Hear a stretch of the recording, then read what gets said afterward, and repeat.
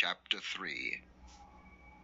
Now the serpent was more subtle than any beast of the field which the Lord God had made. And he said unto the woman, Yea, hath God said, Ye shall not eat of every tree of the garden?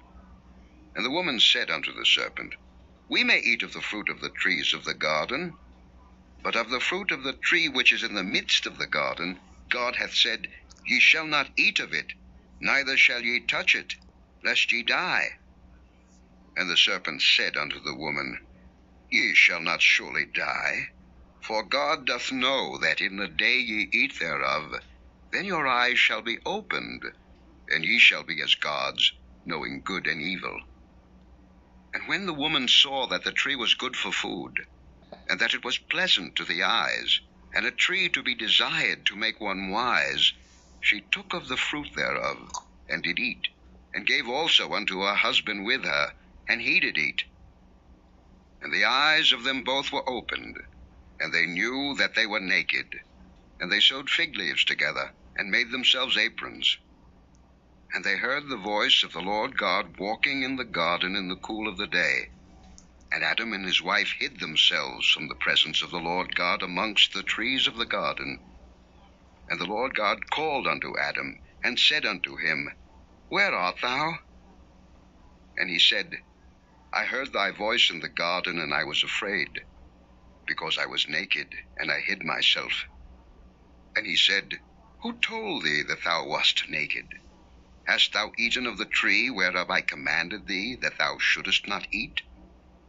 And the man said, The woman whom thou gavest to be with me, she gave me of the tree, and I did eat.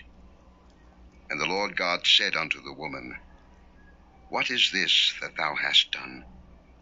And the woman said, The serpent beguiled me, and I did eat. And the Lord God said unto the serpent, Because thou hast done this, thou art cursed above all cattle, and above every beast of the field. Upon thy belly shalt thou go, and dust shalt thou eat all the days of thy life.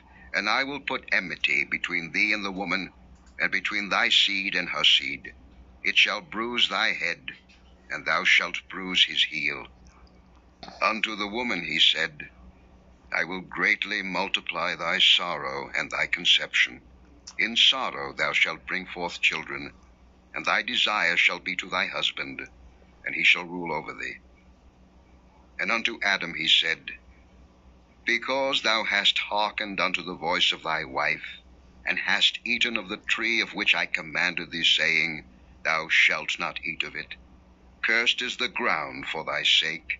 In sorrow shalt thou eat of it all the days of thy life. Thorns also and thistles shall it bring forth to thee, and thou shalt eat the herb of the field.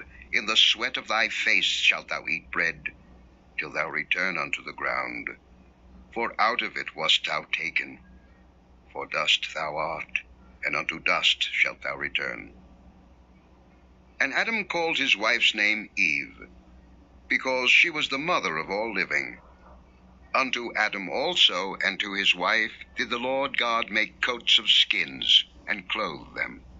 And the Lord God said, Behold, the man is become as one of us, to know good and evil. And now, lest he put forth his hand, and take also of the tree of life, and eat, and live forever. Therefore the Lord God sent him forth from the garden of Eden, to till the ground from whence he was taken.